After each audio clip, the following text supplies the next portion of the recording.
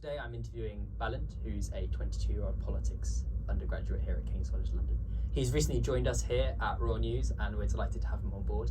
He has an inspiring story of commitment, hard work and enterprise when he worked as a journalist in his home country of Hungary for well over a year, taking a break from education during the COVID-ridden years we've had in the last few years. He tells us about his time in Hungary, the state of media freedom, and two of his personal stories. And he reflects on what advice he can give to young people who are looking to get into media, into journalism, and to make their voices heard. Hope you enjoy the interview. So you've worked for independent Hungarian media outlets since you were 17, and you went back home during the 2020-2021 academic year, COVID year, to work for Telex.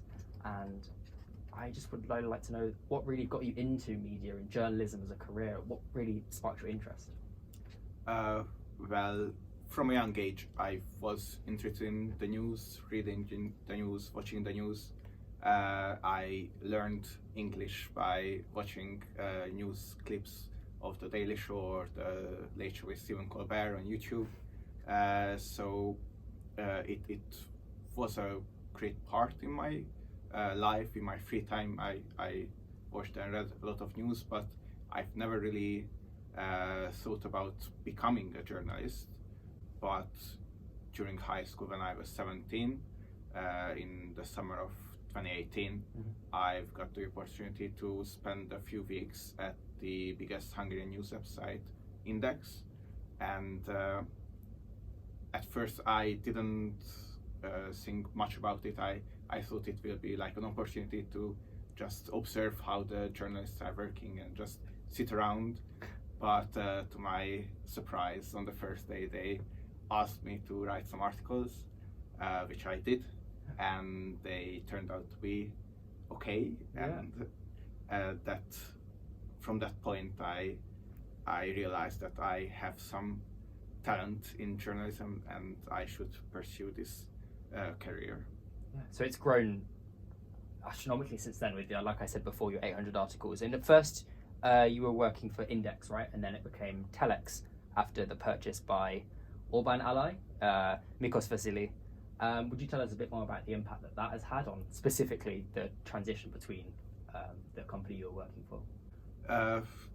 Basically, Index was the biggest news website in Hungary until this purchase in 2020. So it was a big deal. The media ownership in Hungary has never been like plain and impartial. There has always been political influence around news websites and newspapers. Do you have like a state media organization, like an equivalent of the BBC in Hungary? Yes, we do have a state media organization. It's not as impartial as the BBC. It's far from it. So basically, we have TV channels which are state TV channels, state news websites, state radio, and in the past 12 years they have been actively serving the government. They don't interview opposition politicians. When they cover opposition protests, they try to make it look like it wasn't a big deal. Mischaracterizing. Yeah, mischaracterizing, and so it really doesn't fulfill its purpose. So we at Index and Telex, our goal was to be an impartial media for everybody, an impartial news source when they can't even rely on state media. Yeah, because there's no BBC equivalent. So am I right in saying that after this purchase, many of the editorial and leadership of what was then Index walked out and founded Telex? Yes, so basically what happened was Index was the biggest news website in Hungary until this purchase in 2020.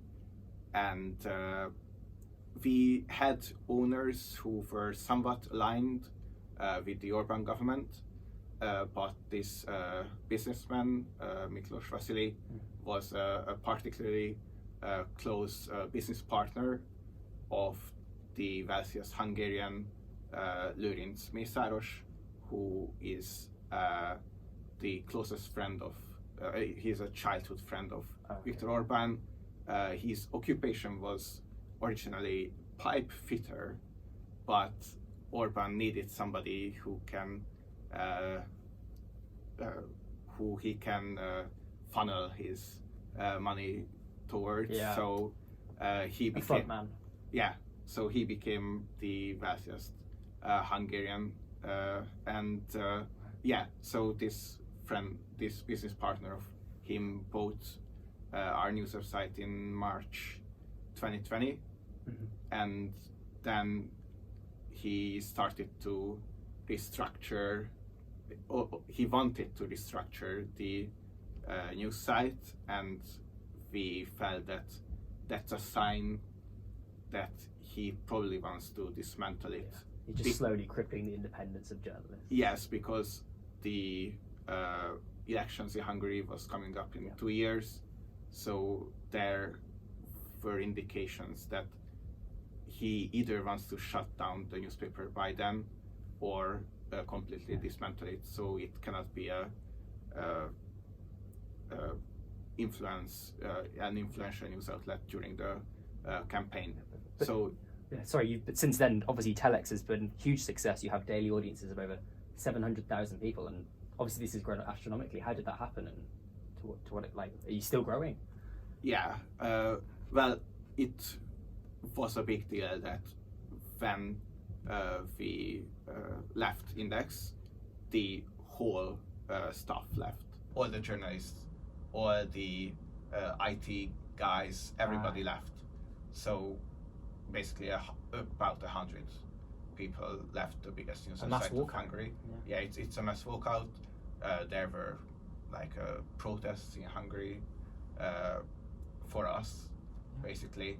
So, and we are in Index was jokingly called the start site of Hungary because in the browser it was the start site for most of the Hungarians. It was the news website they visited every single day and all across the political spectrum. So we had right-wing readers and left-wing readers. So it was really a news website for everybody. So it affected our readers.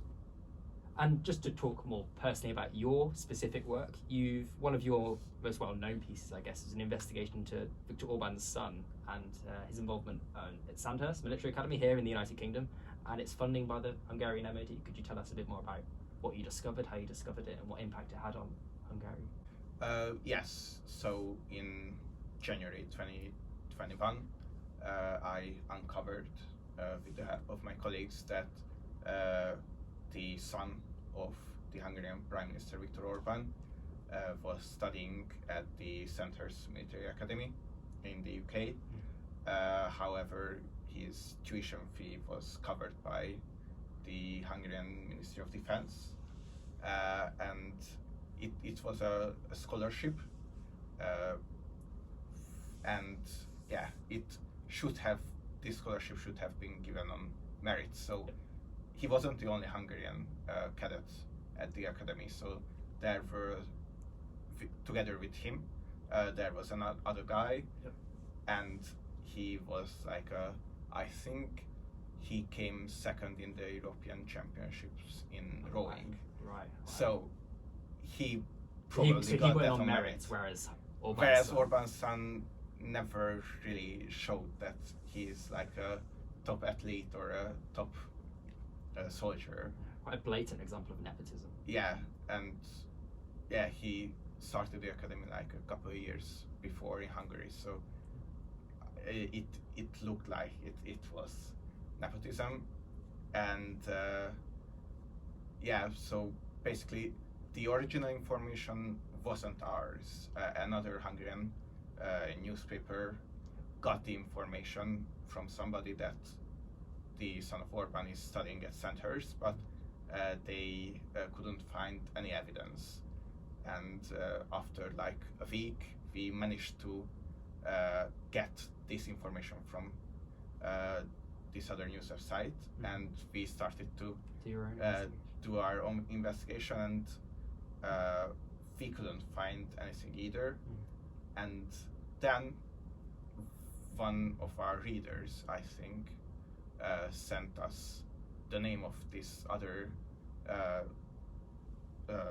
cadet who was studying at centers with Orbán's son, and through that I managed to find that in the Daily Telegraph, like 3 times a year, the graduates of centers are published, the names of it, and I managed to find this other guy, and then with the help of this I managed to find Orbán as well.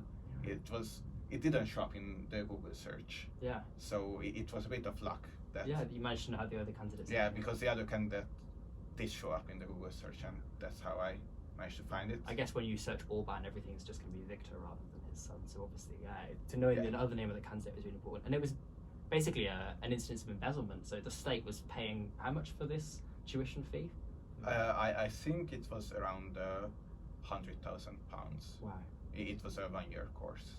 An example of favoritism at the very least. Perfect. So how did the investigation unfold with a Hungarian, when you started raising these allegations and accusations and your evidence, were the Hungarian government receptive to your concerns, or would they perhaps try and obfuscate the question?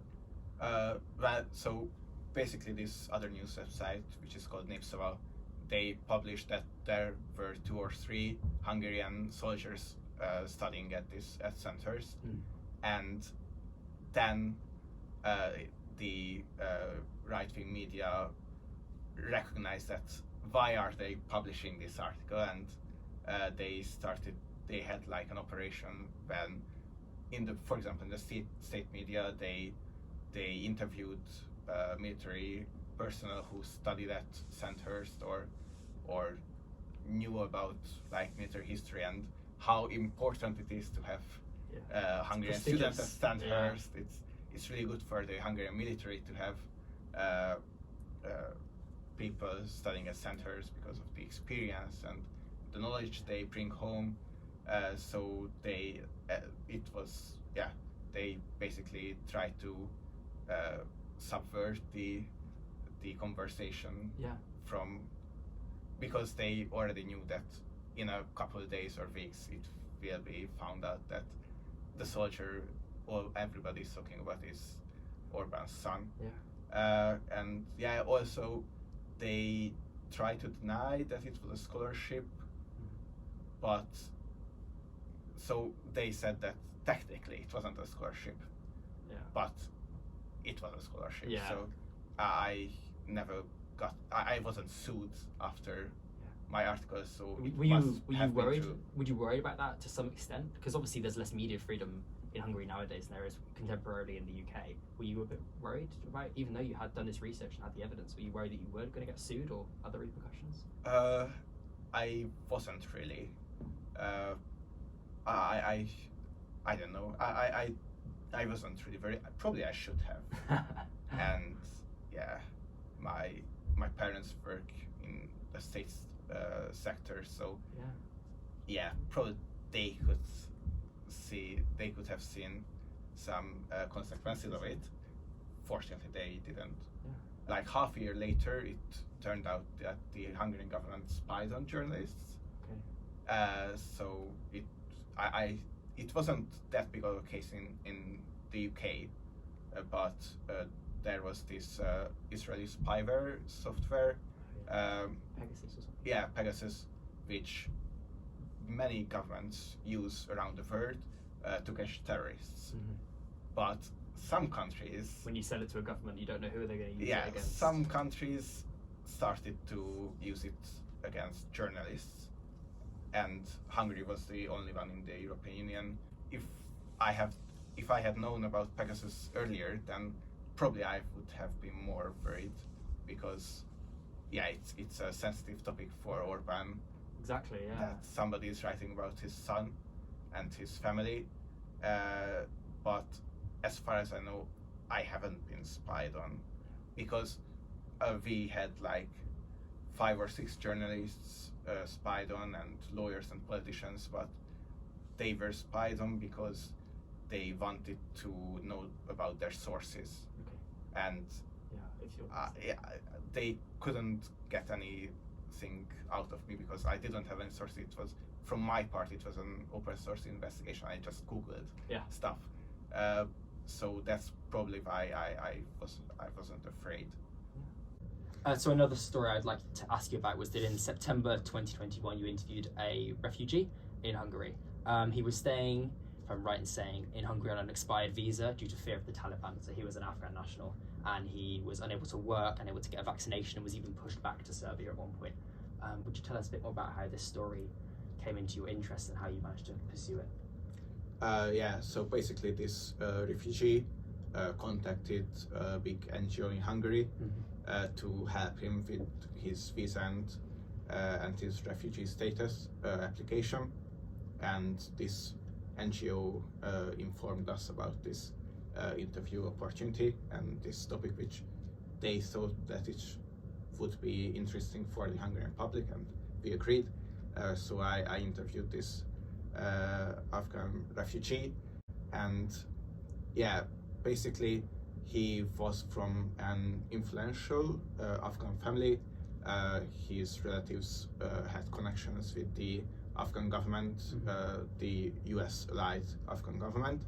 So after the Taliban takeover, he obviously couldn't go back to Afghanistan. Even before the takeover, there were attacks against his family and even himself. The Taliban tried to kidnap him with one of his brothers, I think. So there was no way for him to go home? Yeah, it was no way for him to go home. The problem was that with the immigration system in Hungary, obviously it has been really strict since the 2015 refugee crisis. There was a fence built along the southern border of Hungary, and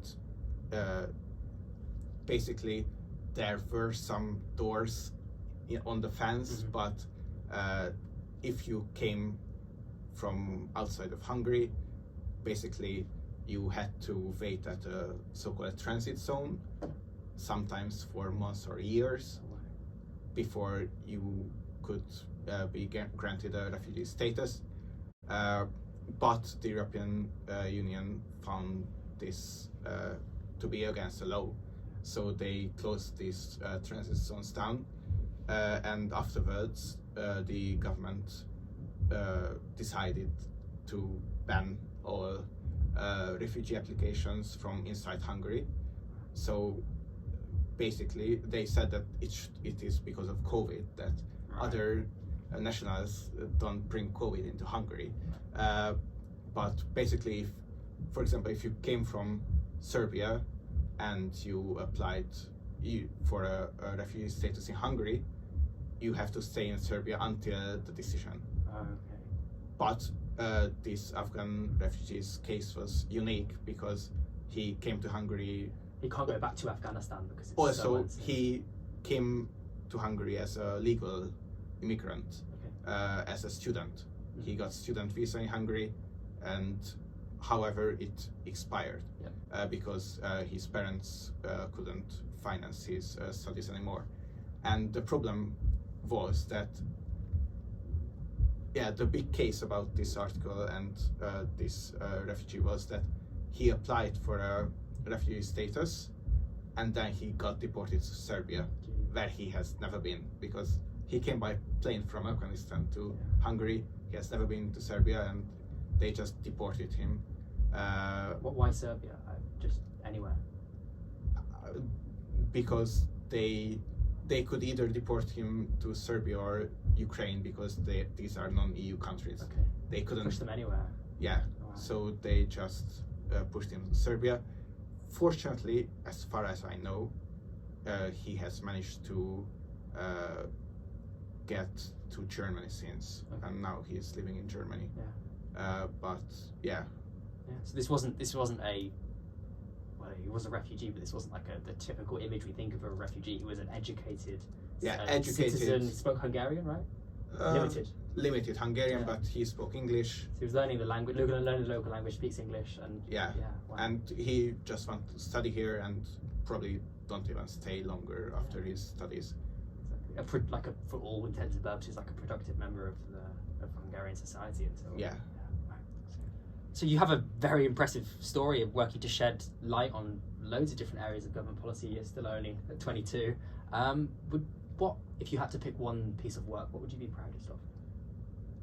Well, some would think that the Orban story would be the proudest, the work I'm proudest of. But I think I'm more proud of the ordinary work I do day by day.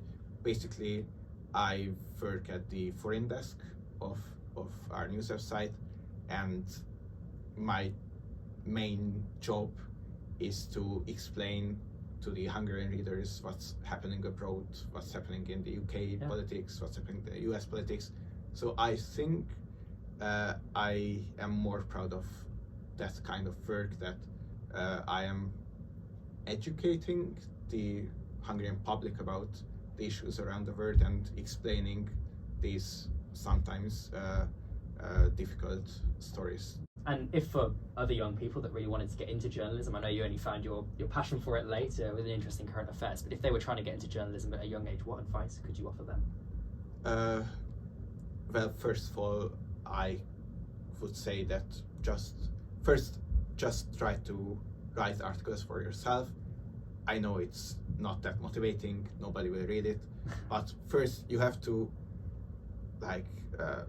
you have to practice journalism before you can get into journalism itself. Also, if you are like a university student, especially if you are an international student, one thing I found useful is to be active on Twitter, and because you can be a news source on Twitter. So I am a news source for example, for foreign journalists or foreign academics, because I post about Hungarian political issues on Twitter, and you can make lots of connections. It's a good place to network. Definitely. All of my connections in British media I managed to get through Twitter, and everybody can do this. If you are a student from Poland or Italy or I don't know, especially if you are from a country which is not that in the public eye in the UK, and not that many journalists are covering it, you can be a really good news source for Western media. So that's one advice I would give. And I guess King's is so diverse that we have people from all over the world. I recently wrote a piece about a plea basically for more writers from international students to contribute what's happening in their home countries, because you're like a source of education for so many people. Like people look to you for news on Hungary, and people would look to, maybe we had a Ugandan student for news on Uganda and all sorts of stuff. And just to plea on the practicing your writing, Raw is always open for new writers and anything of that sort. So come write for us as well, and it's a good place to practice your skills. Another advice I could give is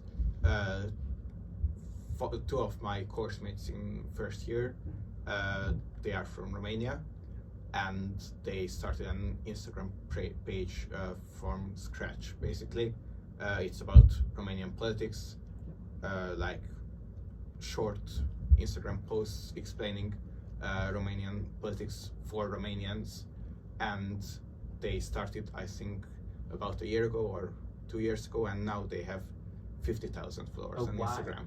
So, and they had no background in media as far as I know. So if, for example, if you are good in politics, you can create an Instagram website on your own language to explain politics for the young followers. Yeah, perfect. Good advice, all of it. And well, thank you very much for your time. Thank you. I'm sure people will enjoy the content. Thank you very much.